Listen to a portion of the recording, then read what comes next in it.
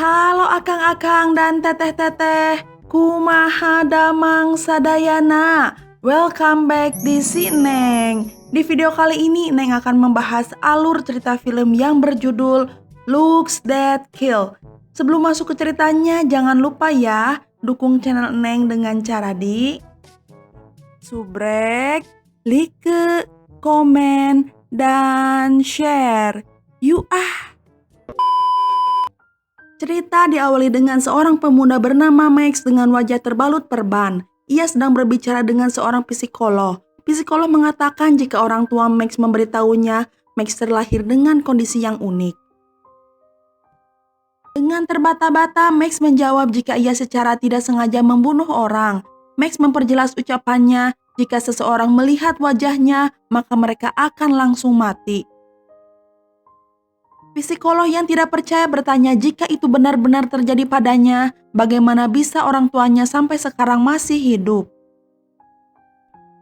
Max lalu menceritakan proses saat ibunya melahirkan dirinya. Setelah bayi keluar, dokter dan para suster sangat terkesima oleh ketampanan Max sejak ia bayi. Setelah menatap wajah Max, tidak lama kemudian mereka semua meninggal seketika. Setelah kejadian tersebut, orang tua Max memutuskan untuk pindah ke tempat yang lebih terpencil. Karena menurut mereka semakin sedikit orang, maka kecelakaan yang ditimbulkan oleh Max akan semakin berkurang. Orang tua Max mencoba agar Max bisa hidup normal seperti anak-anak lainnya. Mereka pun menutup bagian wajah Max dengan perban, juga memberinya topi serta kacamata agar wajahnya tidak terekspos dan tidak bisa langsung dilihat oleh orang-orang. Psikolog benar-benar tidak percaya akan pernyataan Max. Ia pun meminta Max untuk membuka perban yang membalut wajahnya. Tidak berselang lama, orang tua Max yang menunggunya di luar mendengar suara orang jatuh ke lantai. Benar saja, ternyata psikolog itu sudah meninggal di tempat karena melihat wajah Max. Max berkata ia sudah memperingatkan psikolog itu apa yang akan terjadi, namun psikolog tersebut tetap memaksa. Polisi dan ambulans datang ke TKP. Mereka menyatakan psikolog meninggal karena serangan jantung. Mereka merasa heran karena Max selalu saja ada di tempat meninggalnya orang yang terkena serangan jantung di kota tersebut. Dan adalah teman Max yang sudah dianggap seperti keluarga. Pada saat makan malam dan sibuk dengan aplikasi kencannya. Merasa kasihan dengan Max yang kesepian, orang tua Max menyarankan Max untuk bergabung di aplikasi kencan tersebut. Namun Max menolaknya karena baginya hal itu sia-sia saja. Max memohon kepada Dan untuk memukul mukanya dengan sebuah batu bata. Dan pun menolak permintaan Max. Max selalu sengaja menjatuhkan ponsel Dan Dan pun langsung memukul wajah Max menggunakan batu bata. Keesokan harinya Max diantar oleh ibunya pergi ke rumah sakit. Ibu Max menyuruh Max untuk mengambil sebuah majalah, namun rak majalah sudah kosong. Lalu ada seorang gadis menyapa Max. Max kembali ke tempat duduknya dan gadis tersebut memberikan majalahnya kepada Max. Max memberanikan diri berbincang dengan gadis itu. Gadis tersebut bertanya apakah Max telah terjatuh. Max mengiyakan jika ia terjatuh di batu bata. Dan datang ke rumah Max. Ia memastikan jika Max baik-baik saja. Di samping itu Dan ingin memberitahu Max jika malam hari ini Dan sudah mempersiapkan pertemuan kencan Valentine untuk Max dengan seorang gadis.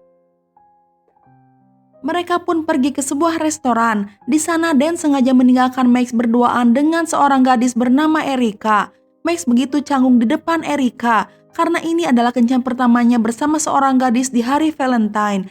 Terlihat dengan sangat jelas Erika tidak begitu tertarik kepada Max yang cukup pemalu. Craig adalah seorang remaja berandalan. Ia tiba-tiba duduk di samping Erika dan menggodanya.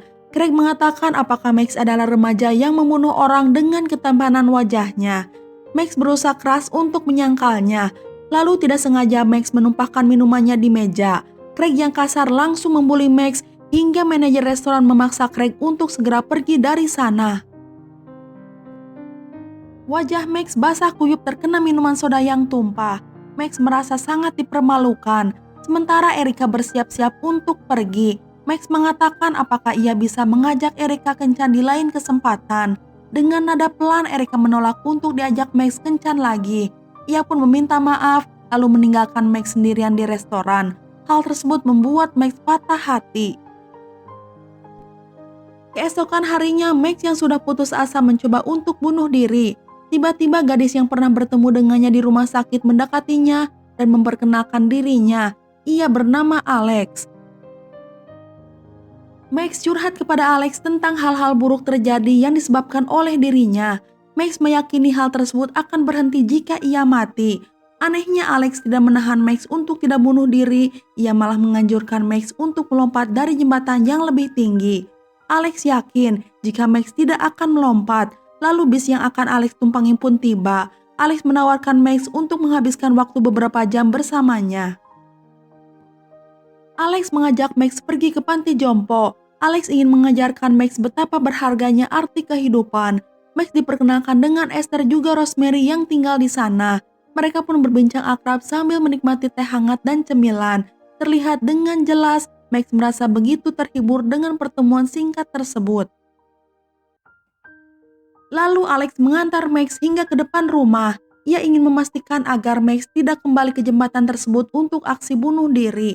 Dengan malu-malu Max mengajak Alex bertemu besok, namun Alex menolaknya dan meminta maaf. Kemudian Alex pun pergi meninggalkan Max.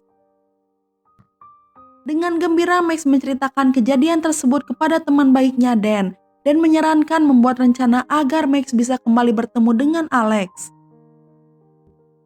Keesokan harinya Max datang ke jembatan dekat halte bis di mana Alex biasa menunggu. Tanpa Max sadari Alex sudah berada di belakangnya dan dengan spontan Max berkata jika Alex sudah ketinggalan bisnya. Alex merasa jika Max sedang menguntitnya. Max masih berusaha keras agar bisa bersahabat dengan Alex. Max berkata jika ia homeschooling sehingga ia tidak punya teman sekolah.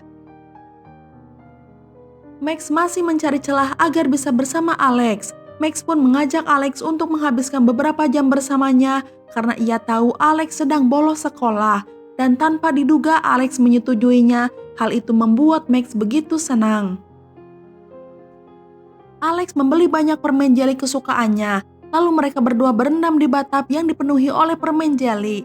Max memberitahu Alex akan kondisi wajahnya. Ia terlahir menawan namun mematikan.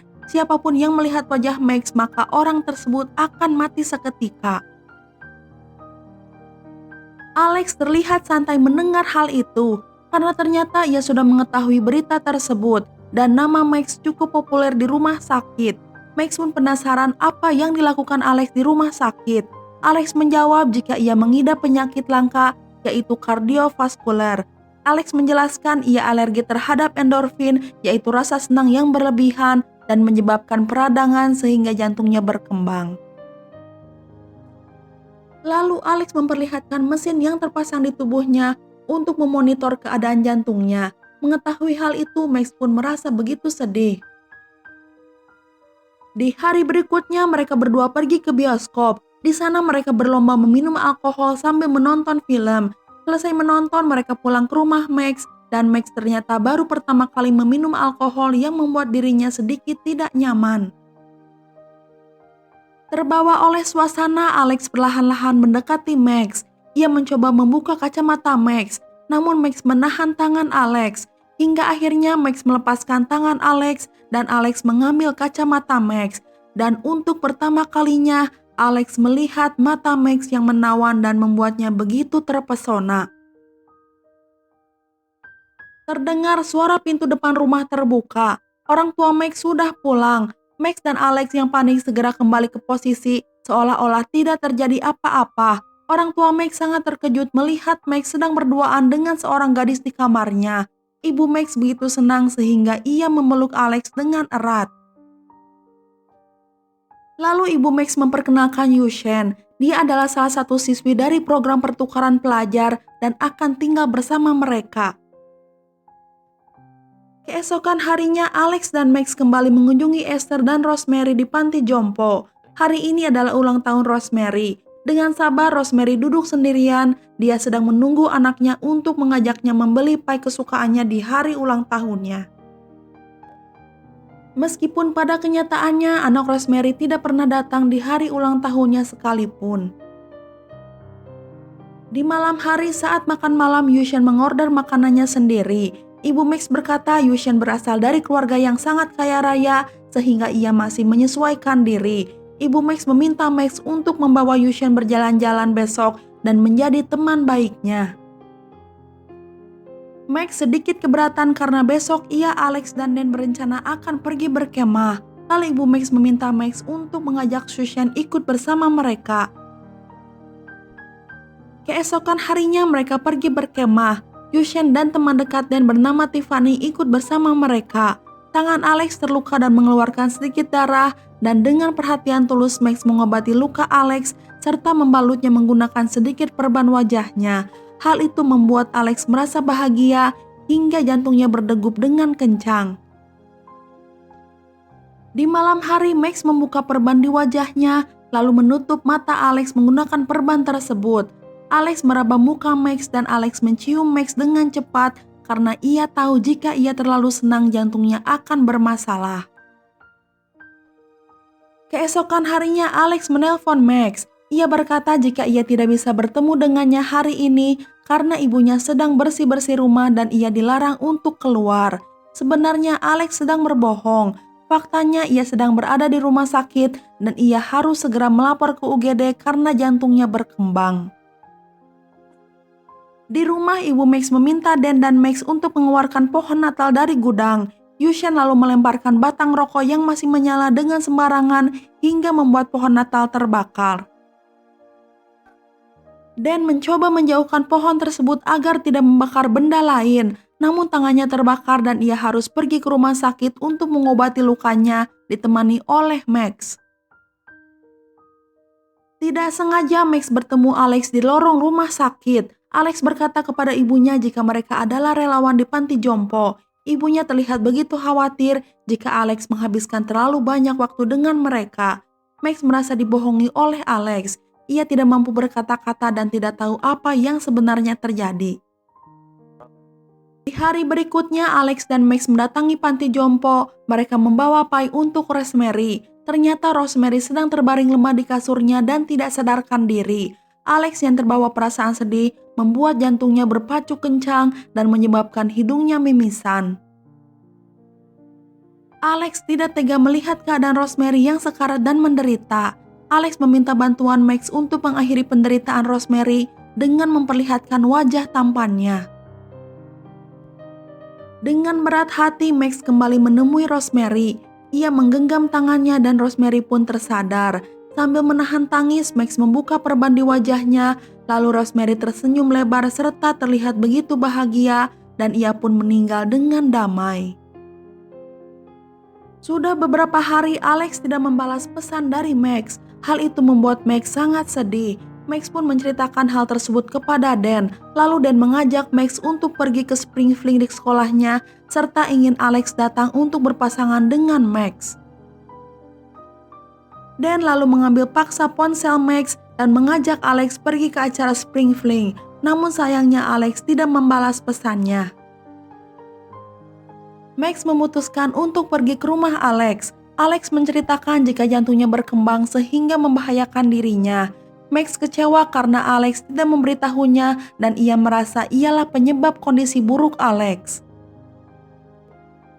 Tanpa diduga, akhirnya Alex meminta Max untuk mengajaknya ke Spring Fling di sekolah Dan. Hari itu pun tiba, Alex datang ke rumah Max. Orang tua Max begitu bahagia karena ini pertama kalinya Max pergi ke pesta dansa. Alex selalu memberikan sebuah topeng untuk dipakai Max di pesta dansa nanti.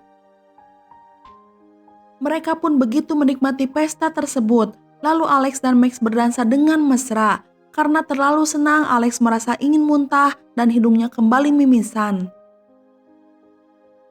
Dengan sabar, Max menunggu kedatangan Alex cukup lama, namun Alex belum juga kembali. Lalu Craig datang beserta gerombolannya. Ia mengetahui jika pria di balik topeng itu adalah Max. Ia pun membuli Max, lalu dengan sengaja membuka topeng Max dan diperlihatkan kepada teman dansa Dan yang bernama Valencia. Valencia tersihir ketampanan wajah Max. Ia pun begitu terkesima dan tersenyum melihat Max. Lalu ia pun meninggal seketika. Polisi dan ambulan datang ke TKP. polisi segera menangkap Max. Di perjalanan menuju mobil polisi, Max melihat Alex yang terkapar lemah. Max memohon kepada polisi agar ia bisa melihat keadaan Alex. Sayangnya Max tetap digiring masuk ke dalam mobil. Max hanya bisa melihat Alex dari kejauhan, lalu Alex dimasukkan ke dalam mobil ambulan. Max dimasukkan ke dalam sel tahanan dengan wajah tertutup. Karena belum pasti tentang penyebab kematian Valencia, akhirnya Max dibebaskan dari penjara. Max bergegas menemui Alex di rumah sakit. Alex mengatakan ketika ia berusia 4 tahun, dokter mendiagnosa jika dirinya hanya bisa bertahan hidup hingga berumur 16 tahun.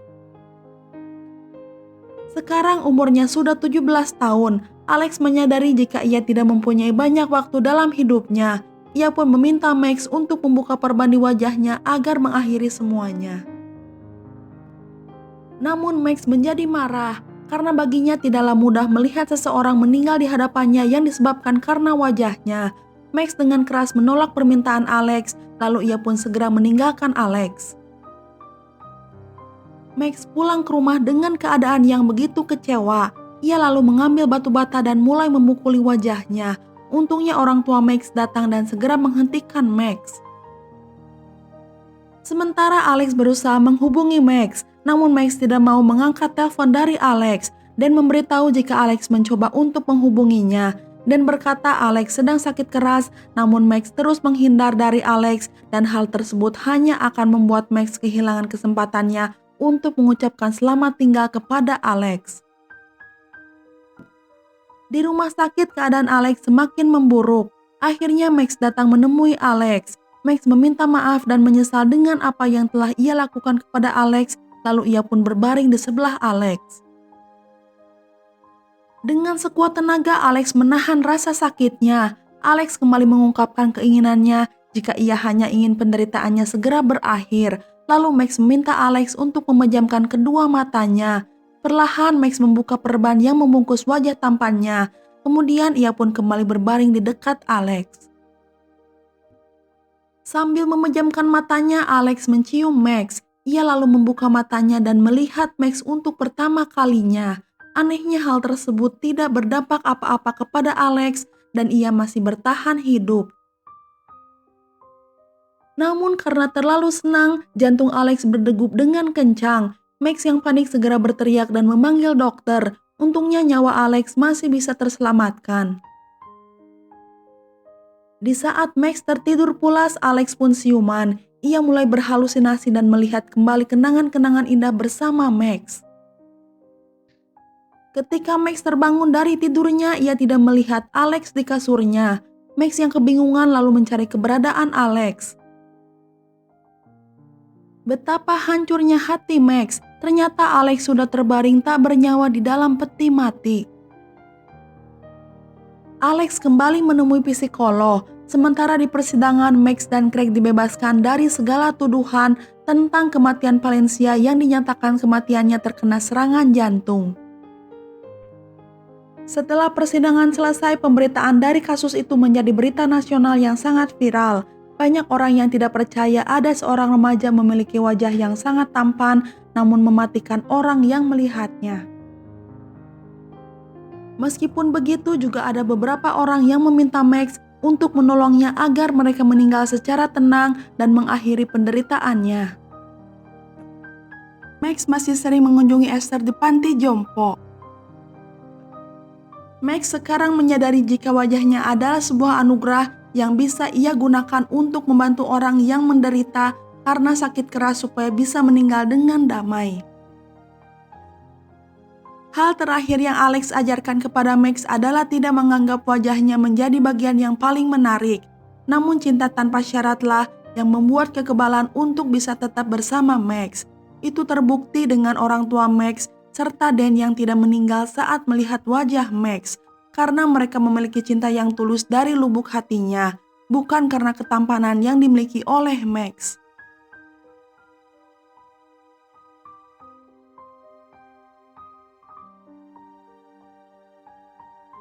Di suatu hari, Max sedang bermain video game dengan Dan tanpa menggunakan perban di wajahnya. Mendengar suara bel rumah berbunyi, Max membuka pintu dan melihat Craig di sana. Kedatangan Craig bermaksud untuk meminta maaf kepada Max. Namun ketika Craig membalikkan badan dan melihat ketampanan wajah Max, Craig pun meninggal di tempat dan Max baru menyadari jika ia lupa untuk menutup wajahnya. Dan film pun udahan. Nah, itu dia alur cerita film kali ini. Semoga Akang dan Teteh terhibur ya. Neng pamit undur diri dulu. Terima kasih dan hatur nuhun. You ah, keboy.